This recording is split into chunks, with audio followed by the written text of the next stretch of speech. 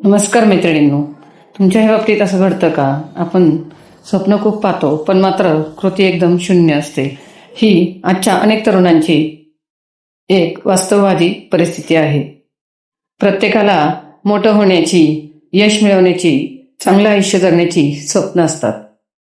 पण फक्त स्वप्न पाहून बदल होत नाहीत. स्वप्नांना वास्तवात आणण्यासाठी मेहनत, सातत्य आणि योग्य कृती आवश्यक असते. अनेक वेळा आपण विचार करत राहतो की मी उद्या सुरुवात करेन, परफेक्ट वेळ आल्यावर करेन, पण तो परफेक्ट वेळ कधीच येत नाही. यशस्वी लोक आणि सामान्य लोक यांच्यातला फरक हाच असतो की यशस्वी लोक लगेच कृती करतात, चुका सुधारतात आणि पुढे जात राहतात. स्वप्न ही दिशा दाखवतात, पण कृती आपल्याला त्या दिशेने चालायला शिकवते. जर फक्त स्वप्न पाहत राहिलो आणि प्रयत्न केले नाहीत तर ती स्वप्न हळूहळू फक्त कल्पना बनून राहतात. त्यामुळे लहान का होईना पण आजपासून सुरुवात करणे खूप महत्त्वाचे आहे. शेवटी एकच गोष्ट लक्षात ठेवावी, मोठी स्वप्न पाहणं सोपं आहे, पण ती पूर्ण करण्यासाठी रोज छोटा प्रयत्न करणं हेच खरे यश आहे. तोपर्यंत स्वप्न पहा, पण ते स्वप्न यशस्वी होण्यासाठी छोटा प्रयत्न करायला सुरुवात करा आणि आनंदात राहा. आणि आता आपण ह्या उरलेल्या तुपाच्या खरापासून चटणी कशी करायची ते पाहूयात. तर त्यासाठी कढईमध्ये 1 चमचा तेल गरम करून घ्यायचंय. तेल गरम झालं की त्यात जिरे, मोहरी आणि कढीपत्ता टाकायचा आहे. आणि आता हे छान तडतडलं की यामध्ये बारीक चिरलेला कांदा टाकायचा आहे आणि कांदा हलका सोनेरी रंग येईपर्यंत आपल्याला परतून घ्यायचा आहे. तर 1 ते 2 मिनिटं कांदा परतून घ्यायचा. आणि आता कांदा छान असा हलका सोनेरी रंग येईपर्यंत परतून झाला की त्यात बारीक चिरलेलं टोमॅटो टाकायचंय.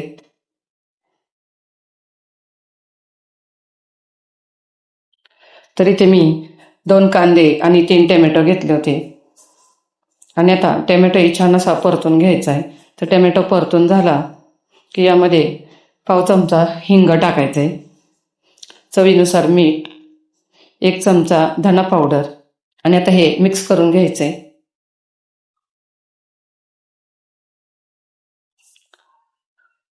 तर 1 मिनिटभर हे मिक्स करून झालं की यामध्ये मसाले टाकायचे.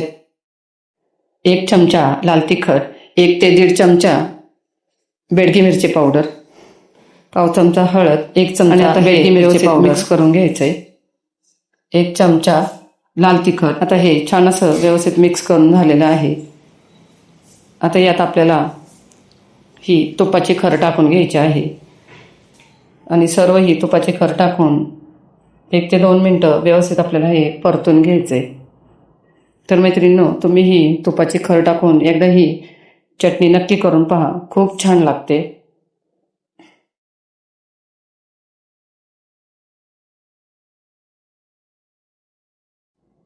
तरी ते छान असं हे व्यवस्थित मिक्स करून झालेलं आहे. आता यावर झाकण ठेवून 1 ते 2 मिनिटं शिजवून घ्यायची. तर इथे 2 मिनिटं झालेले आहेत. आता यावर झाकण काढून घेऊयात. आता ही चटणी मस्त अशी झाली आहे. आता यात आपल्याला 1 ते 2 चमचे साखर टाकायची आणि साखर हे व्यवस्थित अशी मिक्स करून घ्यायची.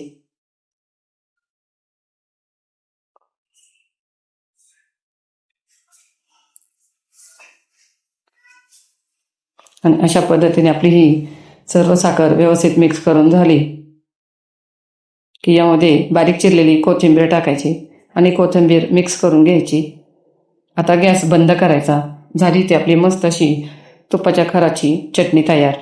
तर मैत्रिणींनो, तुम्हाला ही तुपाच्या खराची चटणी कशी वाटली कमेंट करून सांगा. आणि त्याचबरोबर तुम्ही चॅनलवर नवीन असाल तर चॅनलला नक्की सबस्क्राईब करा.